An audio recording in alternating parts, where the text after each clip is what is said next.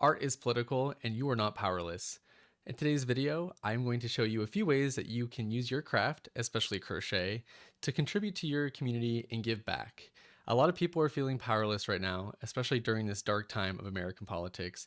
But I promise you, there are things that you can do to make a ripple effect and make your communities even stronger with your craft.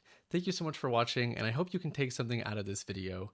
Even if we weren't in the Trump administration, these are still good things to know how to do, and you want to continue those habits as community and solidarity are super important right now. One way that you can use your craft to make an impact is creating projects that raise awareness for issues that you're passionate about.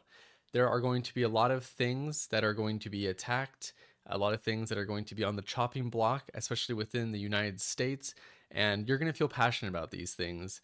And you can make projects that you can post online or give back to your community that'll raise awareness for these things. So for example, the climate crisis.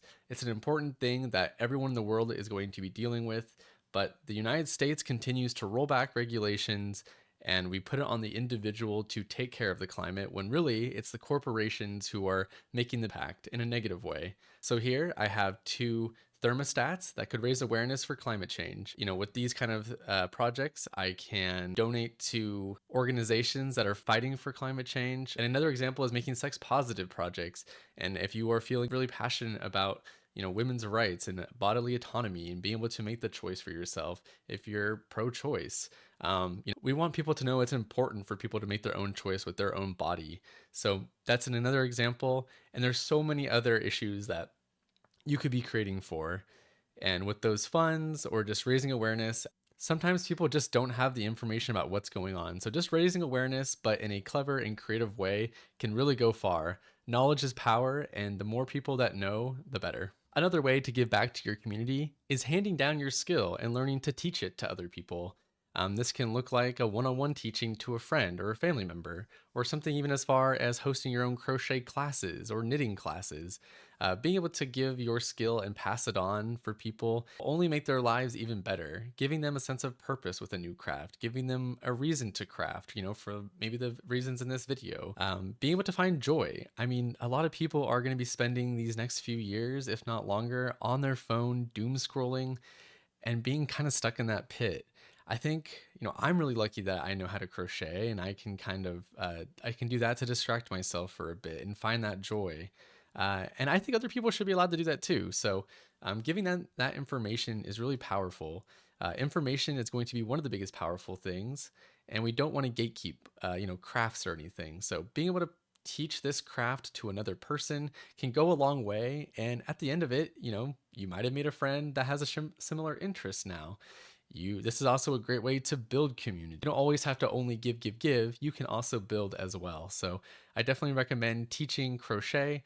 I will have a video giving my tips on how to host crochet classes yourself. I myself do that over in Portland on the weekends. So I have a little bit of experience, and I hope that you can find joy in doing it too. I love teaching. I think it is so fun. Another way you can give back to your community is creating tangible things to be able to donate and offer to those less fortunate, to those folks who are experiencing homelessness, to those who are displaced due to financial reasons, due to the climate crisis. And also you can make things for detention centers. Our country are attacking immigrants in, I think, a really immoral way. And these detention centers are going to be full of people.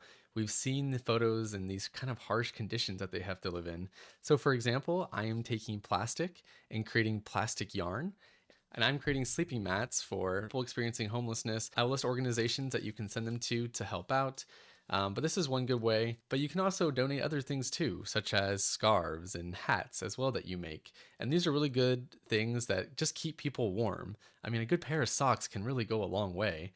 And that also includes plushies too for children in hospitals. There's a lot that you can do with your art. You don't always have to, it doesn't have to sit in a box and gather dust. You can do a lot of good with it. So that is another way you can give back to your community. And I will definitely have a video and tutorial on how to make your own sleeping mats with plastic yarn as well, to recycle and to reuse. With your crochet or creative craft, you can also donate proceeds that you make from your craft, taking a portion of it and giving it to organizations that are on the ground fighting those legal battles, doing the charity work. And there's a lot of good causes out there that aren't necessarily government funded, but they're privately funded, and they offer a wider range of perks and benefits for the general public. For example, you can donate to an organization like Planned Parenthood, letting people have access to reproductive information and rights and screenings and testings. So important. Also, if you don't want to donate in a monetary sense, you can also donate in a physical sense too, such as donating yarn or other crafting tools that you may have on hand. These can go towards after school programs. We know that schools don't put a lot of money into their budget for arts, and art is so important, especially for putting it in the hands of the youth. So being able to donate those things to after school programs, to other communities, to shops that have crafting circles as well, can do a lot of good. And we need to make sure that our communities have the resources that they can use to prosper and make their life even better. And when it comes to donating, you can also donate to friends as well. Sometimes getting into a craft can be overwhelming, and just supplying them with the things that they need and the resources they need can go a long way too. Another way to give back to your community is learning the power of gift giving. A lot of people's love languages are about gifts, and one of the things about American culture is it really doesn't promote solidarity. And I think being able to give gifts is a good way to do that. Let people know that you are thinking about them. It's a safe space. And the really cool thing with crochet is that it's kind of forever. I mean, if you make them like a doll or a plushie like this, a hat, a scarf, that's something that they can wear. They can feel your energy in those stitches. If it sits on their desk, it's a nice reminder that they have someone in their life who's thought about them. We don't only want to wait for the holidays to give a gift to somebody. We know how far that goes. So the power of gift giving, I think, is going to be really important.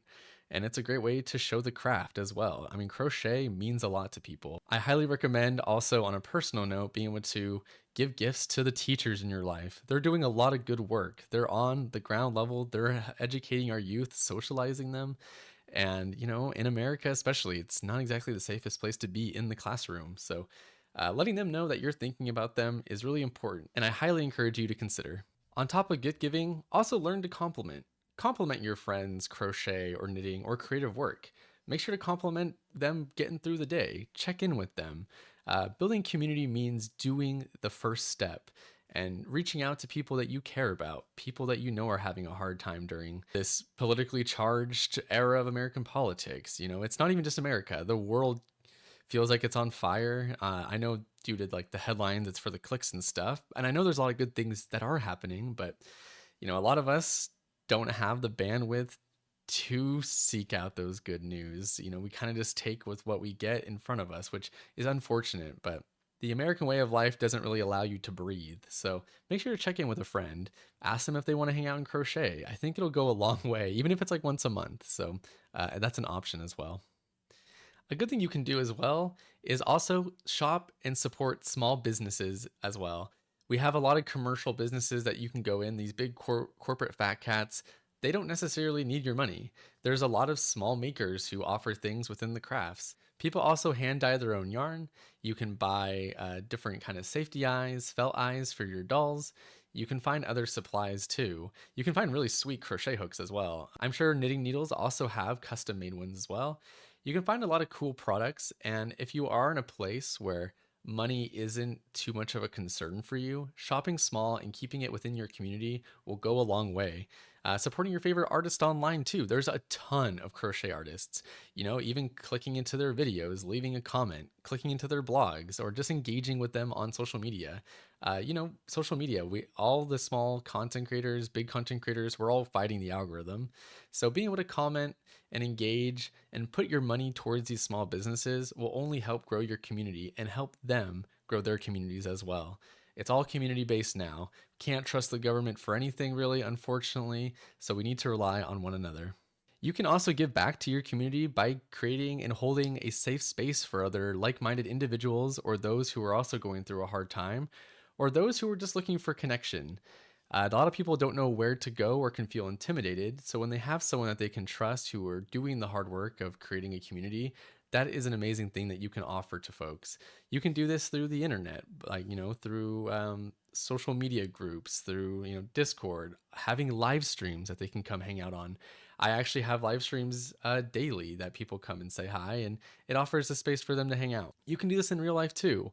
being able to offer, crafting circles at nearby shops, coffee shops, even your home, if they're not complete strangers. So there's things that you can do to offer a space. So sometimes building a community is a way to give back to the community.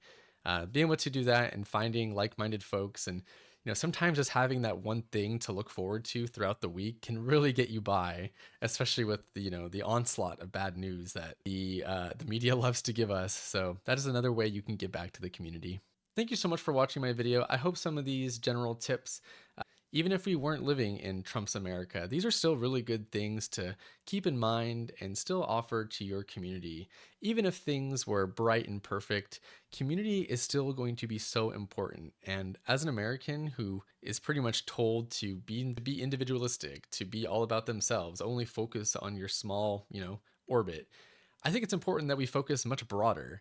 This world is for humans, and we want to give back in any way that we can. So even after this dark era is over, we still want to give back, and we still want to be safe space for folks. And I appreciate you helping me create this space with all of you. So thank you so much. Make sure to check out my other videos. Thank you so much for subscribing and liking the video, and I will see you in the next one. Take care now.